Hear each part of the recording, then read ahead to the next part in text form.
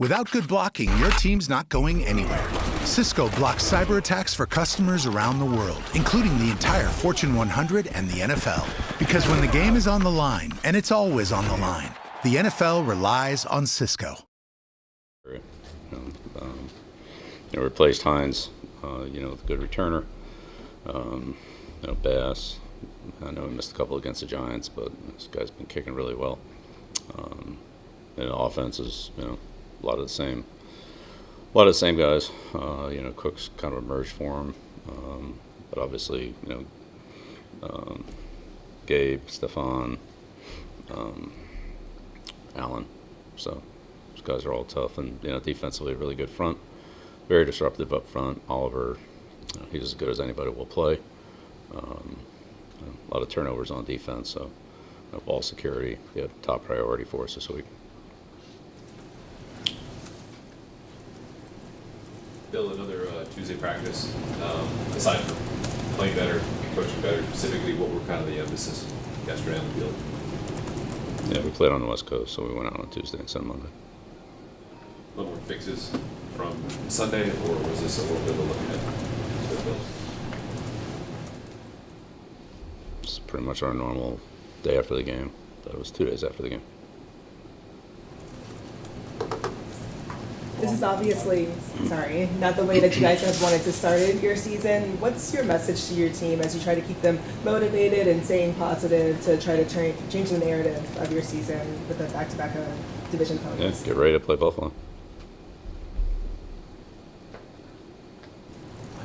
Calvin Anderson, how close is he back strength-wise to where he was in the spring before his illness?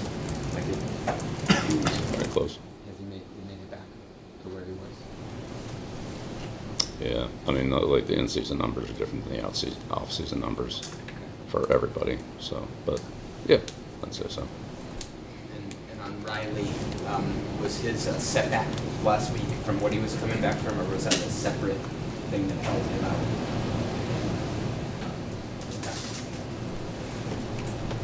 Riley. What a setback. So he had played 2 weeks ago Mm-hmm. and looked pretty good, and then didn't play this last week. So I didn't know if he had a setback from what he had been coming back from. No, it's a different injury. Different. Thank you. On Keyshawn Lee, what have you seen from him this year? And do you feel he's kind of getting closer to maybe being able to play on some of these Sundays since he hasn't been in since that first week? Yeah, we'll see. On Monday, you said that it was too early to talk about the next game, but is Malik going to be Mac's backup on Sunday? Yeah, we'll work our way through the roster situation as we go through the week. Yeah, I'm not going to talk about how we're going to play the game. What can Connor McDermott from the team? Yeah, Connor was, with us in training camp, and then, we did the injury settlement with him, so it's good to have him back. As the trade deadline approaches, will your philosophy change based on your record? Right now I'm just thinking about Buffalo. You pointed out all the strengths of the Buffalo offense. What about their defense stands out to you? Yeah, good. Lead the league in turnovers. Best pass rush in the league. Got probably the most disruptive defensive lineman in the league. Or certainly one of them. I don't know, we haven't seen them all, but put Oliver up there. But, it's not just him. It's, Russo, Epineza, Floyd. I got a whole bunch of them. Bill, do you notice the difference in Sean's play calling defensively compared to the Yeah, it's the same defense. They run the same defenses. How Sean calls them from game to game is, it's play caller. But it was his to start with, and then it still is. He's just calling it. Bill, on Malik, would you feel comfortable playing him close to a full complement of reps if it came to that quarterback? Look, he's a young player, so he's improving. See how it goes. But if he was the number 2 and something happened early in the game, you'd be okay with him kind of... If he was number 2, that's what it would be.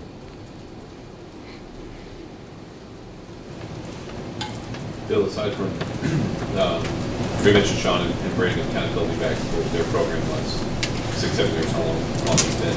Aside from Josh Allen's unprecedented development from your study of them, how have they built that program back from last in the division to now winning?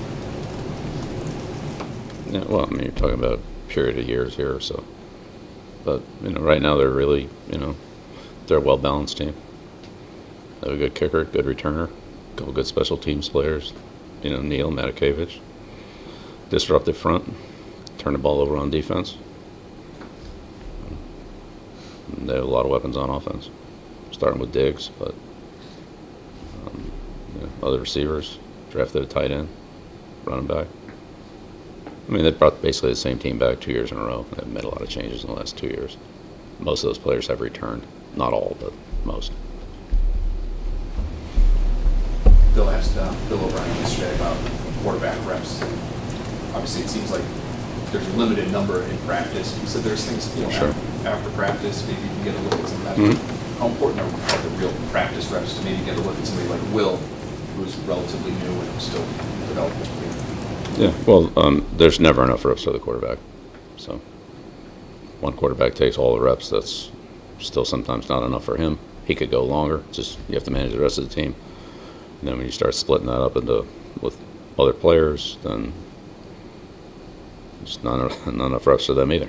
So quarterback's a position that can, assuming that the quarterback's healthy, they could probably take more reps than any other player on the team, and productive reps. It's just a question of how many the rest of your team can take. So that's the way it always is. I don't think there's any change. Is it realistic then to be able to say, hey, we'll be able to know what Will Greer is and can be in our offense in the near future? Yeah, look, I don't know. We'll do the best we can to evaluate all the players that we have. That's all I can tell you. Jack Jones was found out there yesterday. Just what does he bring to the team from that? We'll see. We didn't really do anything yesterday, so we'll see. Coach, what are the keys to picking up line games along the offensive line? Well, I mean, there's a number of them, but awareness would be one. Stopping penetration is two. Not letting somebody get in between two linemen, really. As long as they're in front of you, then they can't. They're in front of you. Once they get in between you, then you get picked, and there's some grab games and things like that going on in there. So there's definitely an awareness on that. But good technique, good fundamentals, and all the linemen working together in terms of the depth of their set and the way they punch, so that there's a wall, not a imbalance of one guy up, one guy back, one guy up, one guy back. Then that creates gaps in the protection. No different than on defense. Once you create gaps in the defense, there are running lanes. Once you put everybody on the same level, then there's generally less space to run. It's just a wall. So it's the same thing we're trying to build on offense. 2 more questions? Bill, we asked you about Josh Uche a lot last year with his traditional statistics jump. Have you seen a big jump or any jump from Josh year 3 now here in year 4? Yeah, I think Josh is, he looks good. He's been productive. He's been out there. So, yeah, I think he's, playing kind of at the same level he did last year. Bill, 1-5 is never a place you've lived as a head coach. And I'm just wondering if there's a different way you speak with your players when you're in this situation compared to where you've been in past years. Yeah, just focus on Buffalo. Okay, all right. Thank you.